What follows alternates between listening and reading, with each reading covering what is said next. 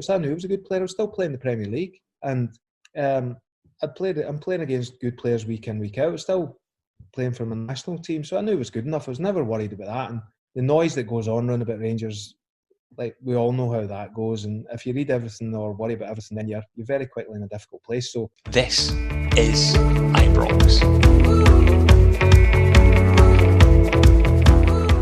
In 07, I think you played over 230 odd games for Everton at this point. The phone rings, and well, take me into that when you first hear of Rangers being interested. Did Everton want you to stay on, or was this just a pure David Weir decision to say, right, my time at Everton's over?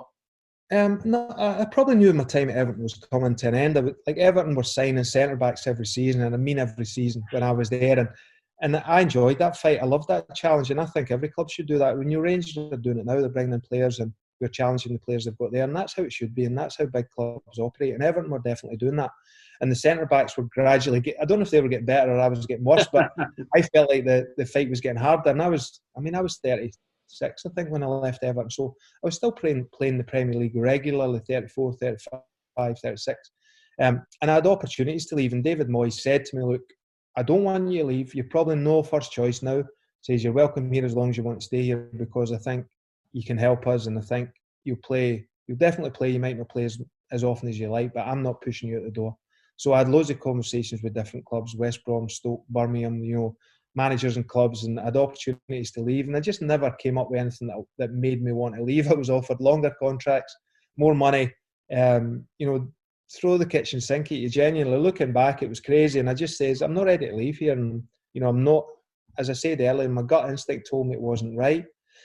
So when the phone rang for Walter, and genuinely this is what it was like. I can remember where I was. I was at home, on the couch. My phone rang. It was Walter. David, it's Walter.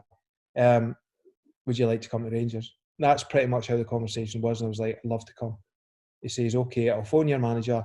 He probably already spoke to him. He said, I'll phone the manager and we'll see how we go. And the next day, I'd gone into the training ground in Liverpool. I picked up my boots. And that day, I was driving up to Glasgow. And that's kind of how it worked. Walter was only in the door a week, I think.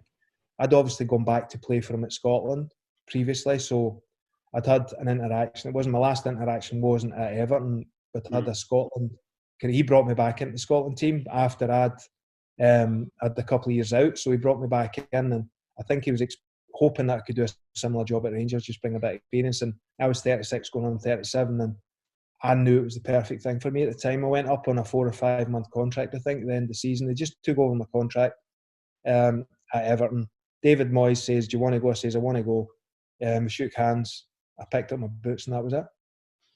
So it's never a bad call to get at that age. And so, yeah, it was a short term initially. Was that discussed? Listen, it's only short term, and you're essentially on trial and proving yourself. Or was there always the expectation you would sign a longer deal? And if I'm being slightly more challenging, when the deal was announced, I think there was a large amount of people in the support and the Rangers support that scratched their head a little bit and said, okay, we know David Weir's a good defender, but is that a David Weir was a good defender, or David Weir, can he still be? And I'm just wondering, was that all in your mind? And again, was it just a challenge to not only am I signing for Rangers and signing again for Walter, but I'm going to show everybody that I've still absolutely got it? I wasn't worried about that. I had no doubts about that. Genuinely, I had no doubts. I knew he was a good player. I was still playing the Premier League, and I'm playing against good players week in, week out. I was still playing for my national team, so I knew it was good enough. I was never worried about that. And the noise that goes on around about Rangers, like, we all know how that goes. And if you read everything or worry about everything, then you're very quickly in a difficult place. So I couldn't wait to get my car up the road. I couldn't wait to get into Glasgow, and I couldn't wait to get playing. Rangers were struggling at the time, let's be honest, in terms of why were they struggling? Or the stuff I'd read was they couldn't win headers, they couldn't keep clean sheets, they were struggling to win games. So I'm thinking, well, I can help with that. I'm actually, that's probably some of the things I can still do. So lacked experience probably in those areas as well. So I just thought it ticks a lot of boxes for me. It wasn't rocket science. I was going to work for a manager that I knew would be a good environment. I knew Coiste, I knew some of the players that were there. So I knew it was going to be all right. And the job at the time was to finish second in the league. Celtic had pretty much won the league. We were fighting with Aberdeen. to finish second, which enabled us to get into the Champions League qualifier. So we went up short term. Well, I went up short term to try and finish second. We did that. We beat Celtic. We had some decent results and we finished pretty strongly. And then all of a sudden we knew coming into the next season, I wasn't expecting a new contract. I'd went up there to the end of the season. There was nothing spoken about, nothing discussed in terms of next year. And I had no expectations. But I knew if I did well, who knows, I might. But if I didn't, I still played for Rangers and I still had 6 months living the dream. So it was a win-win for me. And then probably, even that, it was after the season, probably Walter says, do you fancy doing another year? And genuinely, that's what the conversation's like. And I was like, 100%. If you want me here, I'll be here. And signed the contract, probably reduced my wages again, as Walter usually did. And appearance money to try and get me on the pitch. But again, that suited me. So it was, the next job was to try and win the league. That's how it is at Rangers. That's how we start every season. And we'd made a bit of mark because we beat Celtic coming in. And now we had to make a bigger mark. And, that next season became an unbelievable season, as we all know, in terms, we didn't win the league, which ultimately is a failure.